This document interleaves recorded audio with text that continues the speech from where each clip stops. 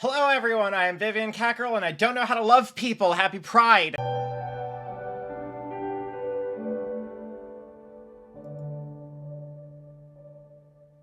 So I know what you're saying. Cackerel, you told everyone you're doing Final Fantasy 15. It's Pride. There's a new Final Fantasy with gay sex coming out. What the fuck? Well, I'm sorry, okay? I didn't mean for this to happen. I didn't want to write about these games just yet. I need to break. God, I'm so tired and stressed.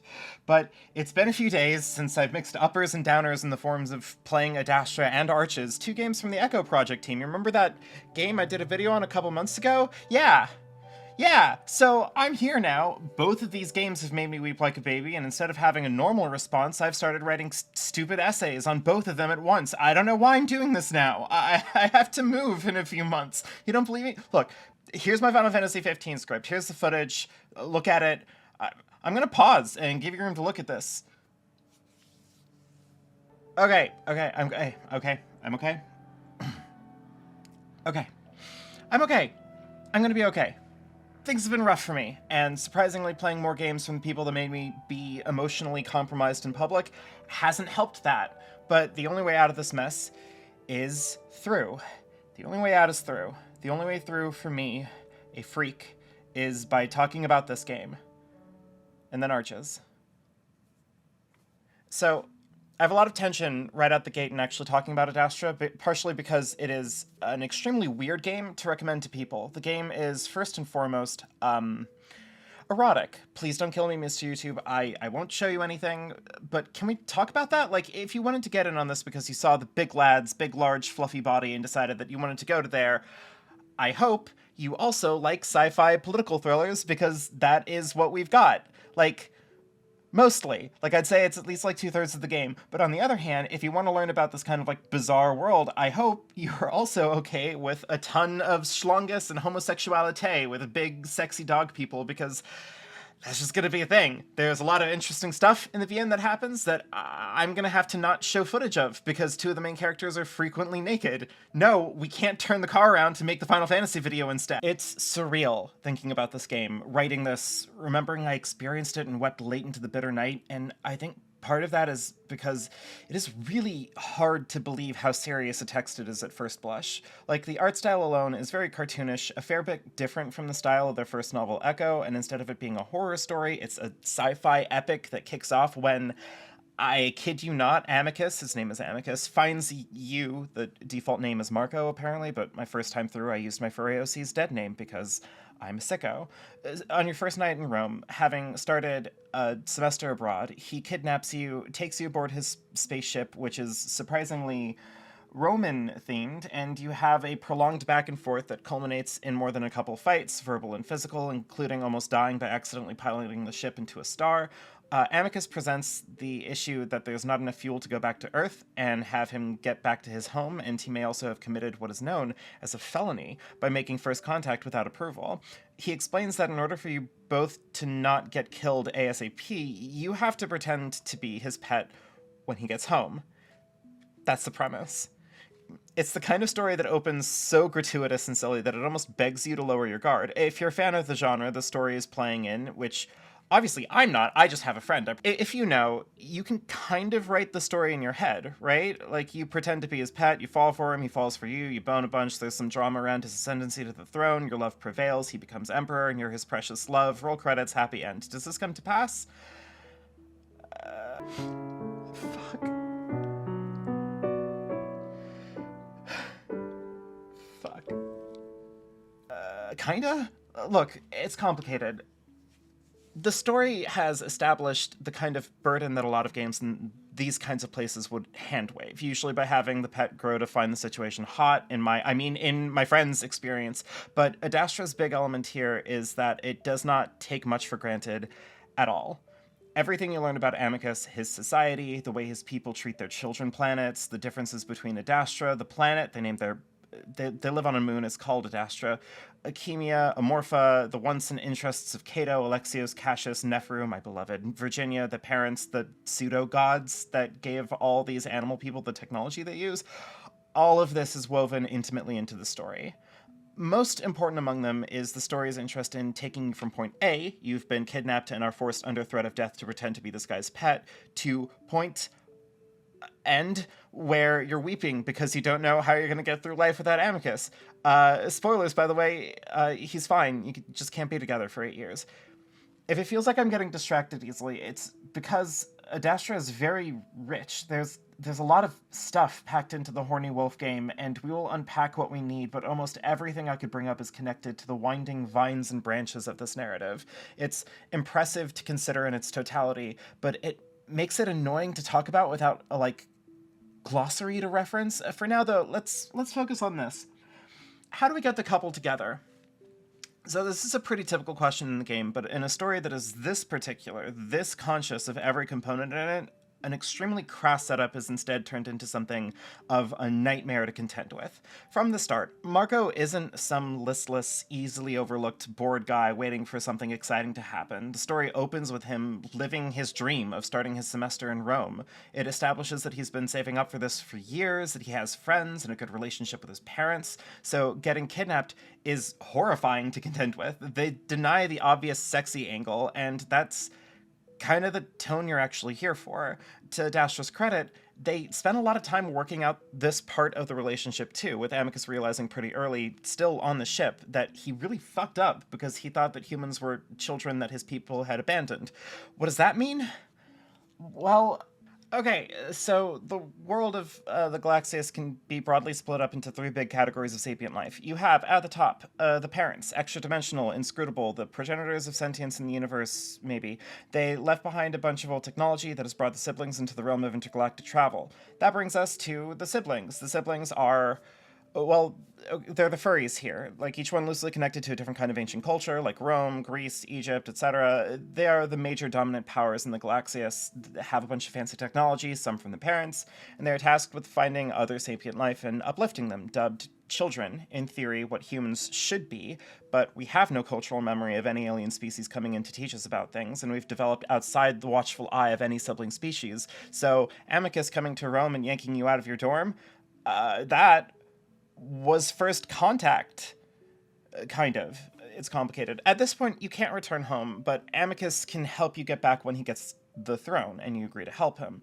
The clear, crass angle is instead used to push you and Amicus into an unsteady alliance under duress to build your relationship. This is the kind of construction that I'm talking about that makes it a weird text to recommend, because it is absolutely a game with explicit content, but it is not an excuse to have naked dogmen on screen, but to instead build a relationship that compels you to want these characters to be together, maybe even in a crying until the dead of night capacity. In a way, this unabashedly horny story is way less cheap and pornographic than something like Mass Effect, where, despite one of the series' major strengths being strong, interesting character work, oftentimes the character development happens divorced from romantic intent. You can get to know everyone in your crew all well and fine, sure, and you can choose to have sex with at least one of them if you want, but that intimacy is sort of there for its own purpose. Character stuff happens around it, and in a couple of those romances, the development changes after becoming intimate, but they all feel auxiliary to the characters. Liara is an interesting, fun character with or without taking her to Bone Town, so doing so is for its own benefit, basically. In contrast, Adastra pulls and winds and twists you and Amicus together, and that involves everything. Your plan with Amicus entangles you in Alexios, the sibling pet of Cassius who has his own interests in Adastran politics, Cassius, the rival to the throne with weak bones, Neferu, one of the best characters in all video games, he's my favorite, Virginia, Amicus and Cassius' highly competent sister who is ineligible to rule because she's a woman, Cato, the interim emperor. Wait, hold on, what was that about Virginia? It turns out sci-fi Rome Moon is also kind of regressive in a lot of ways, and part of this plan includes reforms. This is why we want Amicus and not Cato or Cassius, who are just a little hyper-traditional and isolationist. Is probably fine. The point here is that the game feels kind of like it's messing with you, that there are clear pathways it could take to be pornographic thoughtlessly, and it doesn't. There are 3 full-on sex scenes in the game, 1 between Amicus and Neferu, and 2 between you and Amicus, in that order. The first time you see characters going to Bone Town, it's contractual, part of the deal made between Neferu and Amicus to nationalize you as a Chemian citizen, to protect you from Cassius should he take the throne and have you killed, a threat he has already made by this point in the story. The game resists cheap gratification, sort of. Okay, You're not thrown into some kind of like heavy master pet sexcapade as would be the divine right of a VN with a setup like this, but Adastra is also very gratuitous and very shameless in a way that is distinctly furry. It's really complicated to explain what I mean because so much of the experience is kind of developing a sense of how these things go. Like, Amicus railing Neferu is important to the plot for many reasons, but there's also a very clear reason why your character watches the whole thing happen that reaches beyond the flimsy justification of you being merely shocked by it, if you know what I mean. All of this is to say that there is something remarkable in a story that opens with something shameless and then pulls you through it the long way, slowly building your relationship with Amicus so that you reach the end of it as perhaps an asexual non-binary cat, crying openly, unable to bear the pain of saying goodbye to him. And it is that special something that has stuck to me, that has made me ask why this is so important to me. How did this game make me feel the pain of loss this potently when I'm very far from the target demographic of gay furry guys, which I only interned as one of those for like a few years, unfortunately. Well, okay. There's ways to talk about this, about attraction and connection to fictional characters. We could bring up the dreaded parasocial relationships talking point, make a big deal about feeling close to a fictional character that isn't real, but I don't want that to be this video. I think merely pointing to a weird brain phenomenon that a lot of people are going through doesn't get to the heart of what's being expressed here, because there's deeper meaning to be had, a deeper significance in making you love the Wolfman. Let's talk about time. At one point late in the game, you have this vision given to you by the parents while you're working on the ploy to rescue Amicus. You're bleeding from the neck, your throat's been slashed, you're dying, and Amicus is holding you, begging you not to leave him.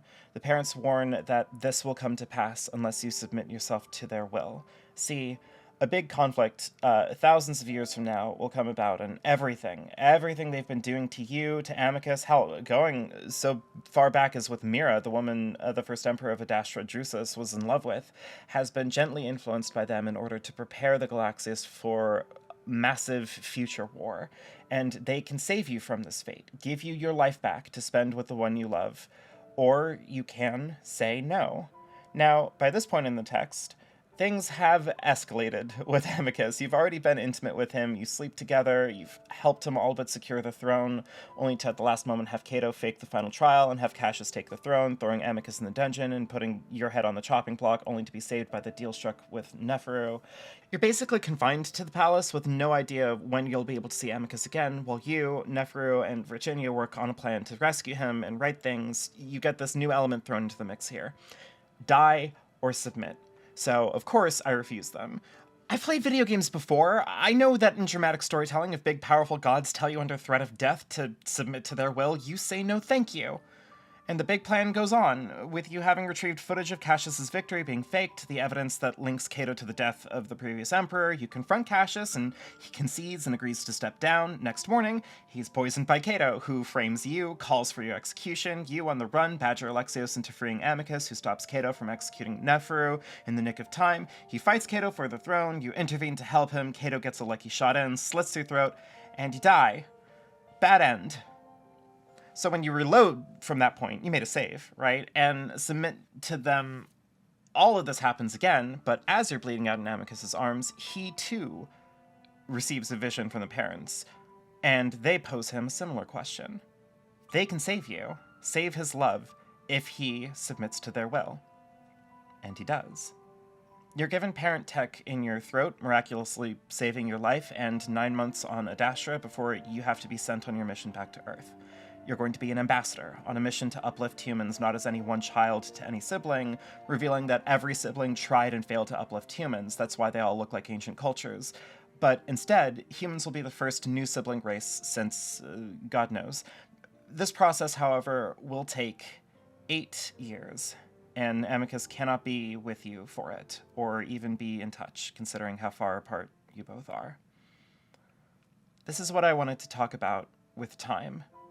These things aren't impossible to overcome. The game provides some minor comforts. You have some minor changes to things in your confrontations with the parents. You're given life-extending supplements, so you're going to have more life to live with him. You're given 9 months to be with him before you go, but going through it I felt all of these were cold comforts.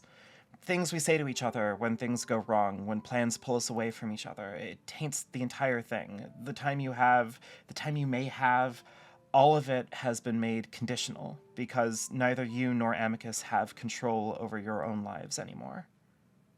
Let's take it back a bit. After you make this deal with the parents, you eventually have an encounter with the spirit of Mira, who explains that she was once in your position, moved by the parents to orchestrate the rise of Adastra, and she denied them. She points out in this vision that you had better evidence to use against Cato specifically, and in doing so, you wouldn't have been put into a position to be used to bargain with Amicus. She then turns into a monster and says that you and him will suffer together for the rest of your lives, and the parents return. I've been saying the parents this whole time. This guy's the monitor. He speaks for them. It's shorthand. Please don't kill me. I think about these moments a lot, and there's definitely a few folks in the community that are too. It's easy to conspiracy theory this, right? To push back at this, to create the idea that the parents are secretly evil, but I think that Adastra has a lot of characters that are manipulative for many different ends, and that includes people manipulating you in a way that benefits you. Virginia, Neferu, even Amicus strikes a deal behind your back that ends up saving your life. There is a very understandable impulse when someone learns that they've been taken advantage of to lash out, to find the situation actually bad, and it's uncomfortable, right? Like, it's difficult to believe that the parents are secretly bad after they got you and Amicus back together, sure, but it hurts even more to consider that you both, your love, is just not more important than the roles you can play to save the galaxy thousands of years from now. And it hurts a lot to think about this, I think, because it's natural to want to feel like the love you have and share with others, the really meaningful connections, the people that make your life feel bigger than itself, that these feelings are just feelings. We want our lives to be meaningful and perfect, and sometimes things don't work out. How would I, an ace catgirl who admitted right at the start that they don't know how to love people, know this? Fuck yourself. By the way, that's one of the possible endings. I didn't even get footage of Mira this time around because I was dumb and love-struck, and one of my seemingly inconsequential choices culminated in a different vision. One where, seemingly, everything is great, that you see your future, that you come back and you defy the odds and you live to 300 years and spend this glorious life, but my own worries and doubts from my prior playthrough have tainted that. None of that feels real to me because the Mira path gives you some more negotiating power of the parents at the presumed risk of a much shorter life and less time with Amicus, quite literally bargaining with you over how much you love him, with unquestioned devotion rewarded with an almost saccharine magical life. Adastra says, in moments like these, that to love someone else, to hold on to that love, is to lose parts of yourself. With the knowledge of these two flavors of good endings, the game puts this tension to the forefront. The more you give yourself over to the will of the parents, the more you get to be with your love. However, there are always going to be things out of our control. Sickness, injury, tragedy, and even work and duties, and this knowledge adds a melancholic context to our relationships. Everything we try and hold on to and cherish is impermanent, easily strained or broken, and that's why you may find yourself crying late into the night over your fantasy sci-fi wolf fiance leaving you back in that dorm room that felt like 20 years ago, knowing that this is going to be the end of this game, this story, and that all the hopes and rationalities you give yourself are reflections of the feeling, the absolute gutting loss that doesn't ever receive perfect, comfortable closure. Fuck. Fuck. And if it were just this, if it were just this fantastic, buck-wild story about big sexy dogmen and how it forces you to accept that love is fragile and easily taken away, and you should cherish it while it's here, then I'd say they did a great job. I love how self-conscious the text is, how much my own internal worries and pains were reflected in the POV character. I love Amicus. I love that they use the whole dog in this, that he's soft and fluffy and bleps, and also he gets to be vicious and bloody and a beast, a real criatura. There's a lot of how the inherent barbarism of Adastran society inevitably pushes conflicts between the characters in ways that feels really satisfying. And, okay, look, I really love Neferu. They set up the idea that everyone has their own agenda, and Neferu has just always been exactly to the point and blunt and nice, and the reveal of his own agenda just isn't a betrayal of your trust, but his own desire to prove himself more than the, second son and an added homosexual in a homophobic galaxy. Honestly, good as this game is, I probably wouldn't have upended my plans this month to make this. But it's been a few weeks and it still hurts and I can't stop crying again. So here we go. Again. So, in weighing the emotional damage Adastra dealt to me, there's some complications. On the one hand, it's hard to weigh in on this because I played Arches like 2 days after finishing Adastra, and the damage that game did to me is also there, and picking the two apart has been complicated. But also, some of you may know that in a few months, I'm going to be moving across the Atlantic Ocean. Wow. This decision has been difficult, and part of it is the frustration that I haven't been able to find consistent work, and while my effort here, making videos, streaming, that stuff has been going better than it ever has, it wasn't enough to keep paying the bills. As the country also grows scarier, made all the more present and potent online, where I live most of the time these days, in a backlash against us, the gays, during Pride Month, it's a choice that I feel is necessary, an important but terrifying change in my life, as part of that entails saying goodbye to people that a year ago I moved across the country to be closer to. It means moving to a radically different time zone, potentially offsetting my relationship to some of the most important people in my life. It is, even as it is necessary, and even as I have committed to this, a goodbye in a real sense. And longtime fans, the 12 of you that may have seen my Pyre video, may know that I am very, very bad at goodbyes. And isn't this Adastra? Doesn't the answer to this seem clear? I may not know how to handle romantic love or whatever, but the finale of this game clearly echoes my current life experience, case closed, but I'm not gonna let myself off the hook that easily, because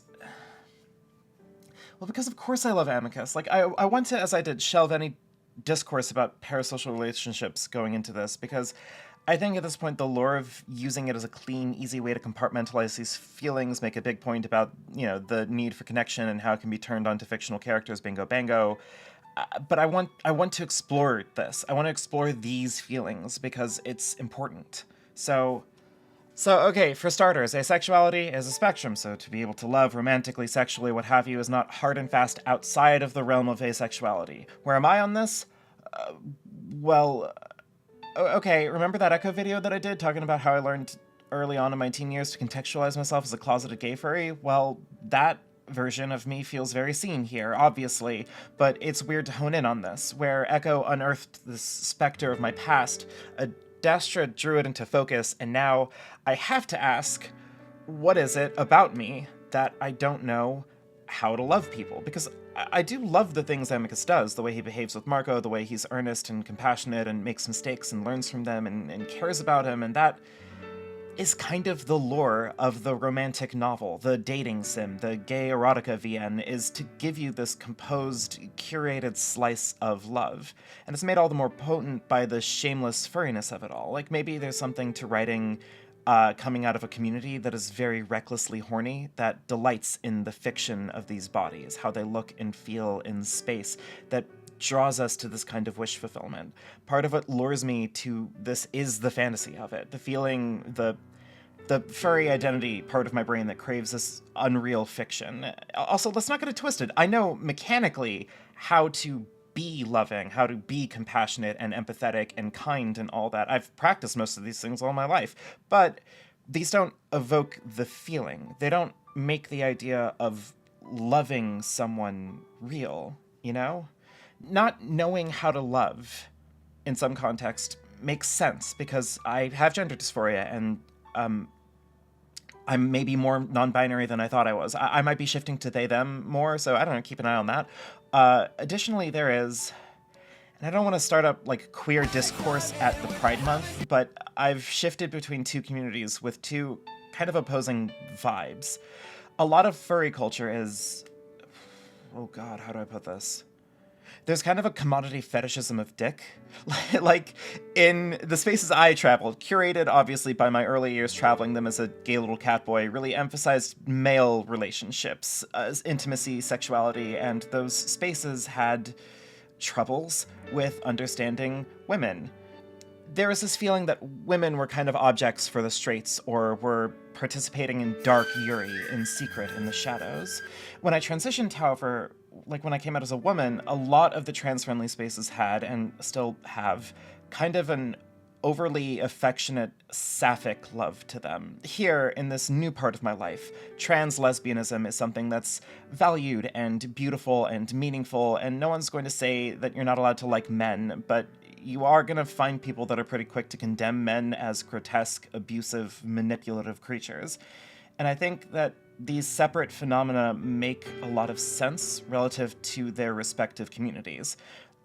A lot of internet furry gays have struggled with their attraction to men, especially in the niche context of being a furry, so in a space around other people who like the same things you like, it's easy to have that community kind of rally around making the thing that they're passionate about be good in some profound context. So too with trans women communities, right? Like, one of the most potent gender-critical tactics to abuse trans women is to declare them rapists, trying to invade women's spaces, so to radically reclaim that is powerful and good. I don't want it to sound like I'm decrying either of these communities for doing these things. I get it. I was definitely a part of it during my Catboy years, but the effect has left me feeling out of place. The guys I was into back then didn't know the new me, nor did the bulk of them care to, and these new communities I found myself in pushed for a kind of attraction that I'm not I'm not immune to. Anyone who's watched me stream Pyre with Angelica Lexi can attest to that, but like the gender dysphoria and the fear of being seen as a monster in these spaces, the cumulative effect has left me very, very afraid to be close to anyone, and feeling more and more distant from gender itself is both liberating and honestly terrifying and isolating. I have felt more now than ever adrift. But in addition to all of this, maybe even the most important part of this equation is that it's also colliding with what I fear is an unhealthy thing, because this sense of loss, this feeling I'm feeling literally right now as I'm thinking about losing touch with my friends, these connections are things I hold on to desperately because the loss of them terrifies me, and it has happened before. I won't go into the details of this too much. Most of this is private and it's in the past, but I was in a friend group that I grew very, very attached to, and that went really badly. Bad enough that I don't really talk to any of them anymore. I'm not in that group, and I've never recovered from that. I don't get close to people easily anymore because it feels like there's something wrong with me, something that inevitably starts to corrode the relationships I have. And the one group of friends who have stuck with me through the worst of it, through all the dumb shit that I've done to them, they are the ones that I've failed. They're the ones that I have to say goodbye to. And I don't know what's wrong with me.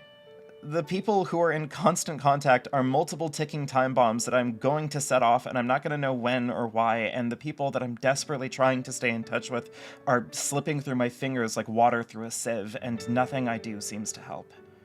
I don't know what I want, how to love people, and I'm scared that there's something inherent to my person that makes my love a poison, that I'm doomed to only inevitably hurt the ones I know. So this kind of thinking is difficult to unpack. And it is clearly not a healthy way to think about yourself, but with the benefit of hindsight, we can look back and make sense of things. One of the enticing things about getting involved in a group, a community, is the feeling of belonging, and that is something that has always been a struggle with me. I've moved from place to place all my life. I'm literally about to do it again.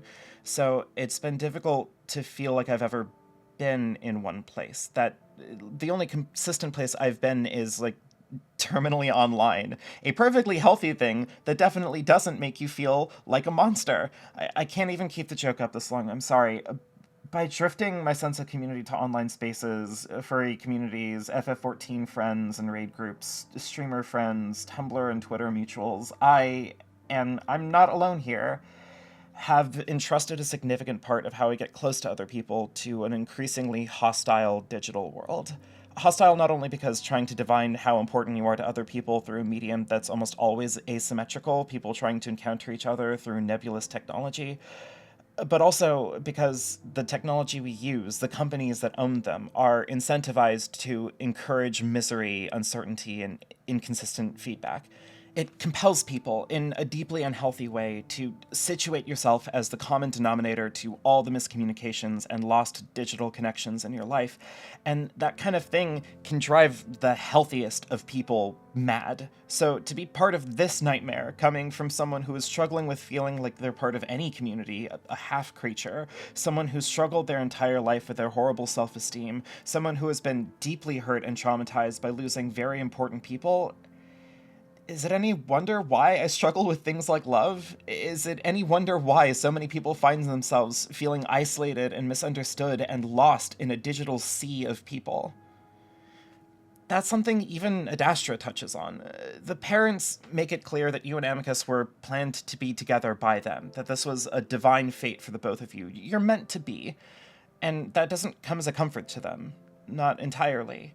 Even beyond the worrying doubts and uncertainties about these powers that are dictating the trajectory of his life, Marco feels out of place on Adastra, all the way up to the end of the story. His love for Amicus is singular and important and meaningful, but it doesn't magically make him not a weird outcast. It won't make the Adastrans not inevitably treat humans the same way they do the Chemians, Amorphans, etc. There's nothing but looming doubts and uncertainties that creep into everything. Every promised time together gets upset and taken away, every hope complicated. Even an ideal promised future can't help but feel misleading. There are people who care about him, who love him, but he isn't part of that group. And even with the parents' guidance, even with the plan of action, even with the knowledge that he, like I could be doing, is taking every step to reunite with the most important person in his life, he is going to have to sit in the oblivion of not knowing, of no contact, of having to hold conversations about the people in his life he holds dearest with himself and his own thoughts, alone. Just like me. Just like us. And Marco is ultimately incredibly lucky. His life is characterized by big, important, meaningful choices and a love that is dynamic and powerful. He suffers, he will suffer those 8 years, the struggles that await him after, but he's fictional. His life is meaningful for what it gives us. Our own struggles, our own dramatic sci-fi futures are things we have to write, and they can only be ours. And that means I have to confront this. Everything in my head, my worst parts, my atomized longings, my own internal fears and despairs, and no matter how painful it may be, I need to seek the truth. I need to know myself before I can know how to love. And hey, maybe Arches will eventually lead me, not to the answer, but maybe to the path forward. That's a sequel hook. Goodbye. Special thanks to Alexi Angelica, Bees the One, Caitlin Fisher, the Bilderberg Group, Gail Simmons, Joe Anderson, Lewis Wells, Low Res, Maria Aladren, Narai the Redmarked, Nomadic Raven, Pahor, Professor Bopper, St. Rawberry, Thomas Wulpez, and Zetetic. Thank you all so much.